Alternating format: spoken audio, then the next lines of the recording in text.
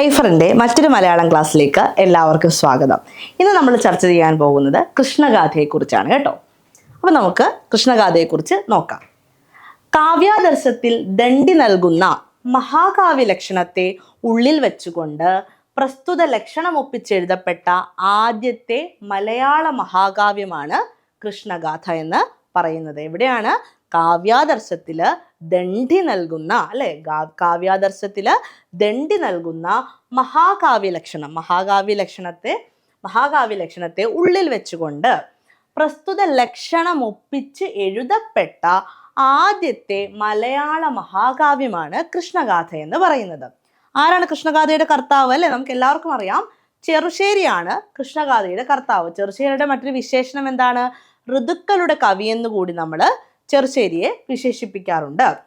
AD 15-ാം നൂറ്റാണ്ടാണ് കൃഷ്ണഗാഥയുടെ രചനാകാലം എന്ന് പറയുന്നത്. ശ്രീകൃഷ്ണന്റെ അവതാരം മുതൽ സ്വർഗാരോഹണം വരെയുള്ള അത്ഭുത കഥകളാണ് കൃഷ്ണഗാഥയിൽ വിവരിക്കപ്പെട്ടിട്ടുള്ളത്. കോലത്തുനാട് ഭരിച്ചിരുന്ന ഉദയവർമ്മന്റെ നിർദ്ദേശപ്രകാരമാണ് ഈ കൃതി രചിച്ചതെന്ന് കൃഷ്ണഗാഥയുടെ തുടക്കത്തിലും അവസാനത്തിലും നമുക്ക് കാണാൻ സാധിക്കും. പിന്നെയോ, കൃഷ്ണഗാഥയിലെ വൃത്തം ഏതാണ്? മഞ്ജരിയാണ് കൃഷ്ണഗാഥയിലെ വൃത്തം എന്ന് പറയുന്നത്. ഈ മഞ്ജരിക്ക് തന്നെയാണ് കോവുണ്ണി നെടുങ്ങാടി മാഗന്ധ മഞ്ജരി എന്ന പേര് കൊടുത്തിട്ടുള്ളത് കേട്ടോ. ഇനി ഗാഥാപ്രസ്ഥാനത്തിലുണ്ടായിട്ടുള്ള കാവ്യങ്ങളിൽ പ്രഥമവും പ്രഥമ ഗണനീയവുമാണേത്? കൃഷ്ണഗാഥ എന്ന് പറയുന്നത്. കൃഷ്ണഗാഥയെ സംബന്ധിച്ചിടത്തോളം കാവ്യത്തിന്റെ പേര് പോലും എന്താണ്?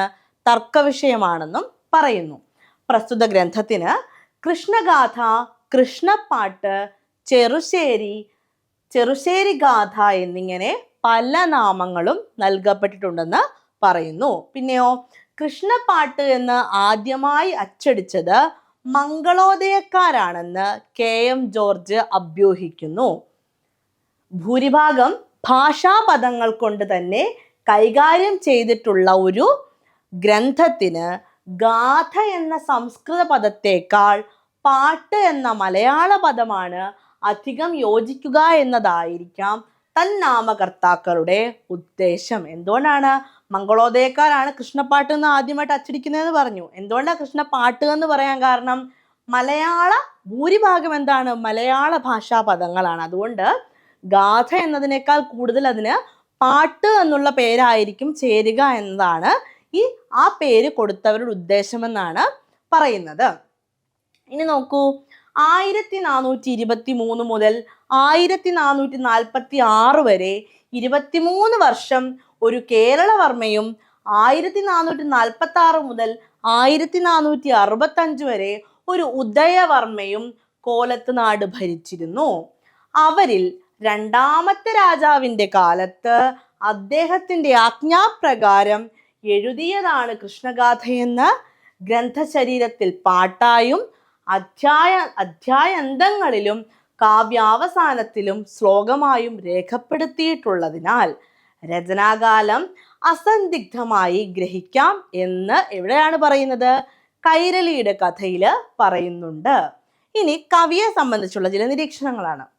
ഉത്തര കേരളത്തിൽ വടകര ദേശത്തു ചെറുശ്ശേരി ഇല്ലത്തെ ഒരു നമ്പൂതിരിയാണ് കൃഷ്ണഗാഥ രചിച്ചതെന്ന് മലയാള ഭാഷാ ചരിത്രത്തിൽ P. ഗോവിന്ദപിള്ള പ്രസ്താവിച്ചിട്ടുണ്ട്.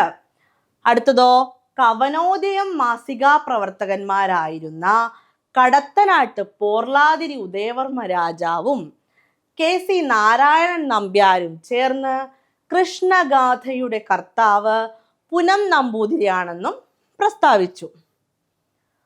പിന്നെ മലയാള പദ്യങ്ങളിൽ ഈരടികൾക്ക് ശീലയെന്ന് പറഞ്ഞു വരുന്നുണ്ടെന്നും ഈ ശീലാണ് അനന്തരകാലത്തിൽ ശേരിയായി തീർന്നതെന്നും ഗ്രന്ഥകർത്താവ് പൂന്താനത്ത് നമ്പൂതിരിയാണെന്നും CI രാമൻ നായർ വാദിച്ചു. ചെറുശ്ശേരി എന്നത് പ്രസ്തുത കാവ്യത്തിലെ പ്രധാന വൃത്തത്തെ ആസ്പദമാക്കി ഗ്രന്ഥത്തിന് നൽകിയിട്ടുള്ള നാമമാണെന്നും കൃഷ്ണഗാഥാകർത്താവ് പുനം നമ്പൂതിരിയാണെന്നുമാണ് കുണ്ടൂർ നാരായണ മേനോൻ വാദിച്ചത്. അപ്പൊ 4 പേരുടെ വാദമാണ് നമ്മൾ കണ്ടത്. ഇനി കൃഷ്ണഗാഥയിലെ ഭാഷാ സാഹിത്യത്തെക്കുറിച്ചാണ് പറയുന്നത്. നോക്കൂ, ശുദ്ധ മലയാള ഭാഷയിൽ ഇതം പ്രഥമമായി സഞ്ജാതമായ മഹാകാവ്യമാണ് കൃഷ്ണഗാഥ. ഈ വിപുല ഗ്രന്ഥത്തിന്റെ അവസാനത്തിലുള്ള സ്വർഗാരോഹണ സർഗം ഒഴികെ മറ്റു ഭാഗങ്ങളെല്ലാം എന്താണ്? കേവലം കേരള ഭാഷയിൽ എഴുതപ്പെട്ടിരിക്കുന്നു. പിന്നെയോ ഉപമാ കാളിദാസസ്യ എന്നൊരു പ്രസിദ്ധവാക്യമുള്ളതുപോലെ ഉൽപ്രേക്ഷ കൃഷ്ണഗാഥയാം എന്നൊന്ന് പ്രസ്തുത ഗ്രന്ഥത്തെ സംബന്ധിച്ചും പ്രചരിക്കുന്നുണ്ട്. കൃഷ്ണഗാഥയിൽ ഉള്ളിടത്തോളം ഉൽപ്രേക്ഷകൾ മറ്റൊരു മലയാള ഗ്രന്ഥത്തിലും കാണാൻ സാധിക്കുകയില്ല. അപ്പൊ ഇത്രയുമാണ് കൃഷ്ണഗാഥയെ സംബന്ധിച്ച് പറയാനുള്ളത്. കവിയെക്കുറിച്ച് പറഞ്ഞു, ഭാഷാ സാഹിത്യത്തെക്കുറിച്ച് പറഞ്ഞു, കൃഷ്ണഗാഥയെ സംബന്ധിക്കുന്ന പൊതുവായിട്ടുള്ള അടിസ്ഥാനപരമായിട്ടുള്ള ചില ആശയങ്ങളെ കുറിച്ചൊക്കെയാണ് നമ്മൾ ചർച്ച ചെയ്തിട്ടുള്ളത്. അപ്പോൾ ഇത് കൃത്യമായിട്ട് പഠിച്ചു വെക്കുക, ആവർത്തിച്ച് പഠിക്കുക. മറ്റൊരു വീഡിയോയുമായിട്ട്, മറ്റൊരു ക്ലാസ്സുമായിട്ട് അടുത്ത ദിവസങ്ങളിൽ കാണാം.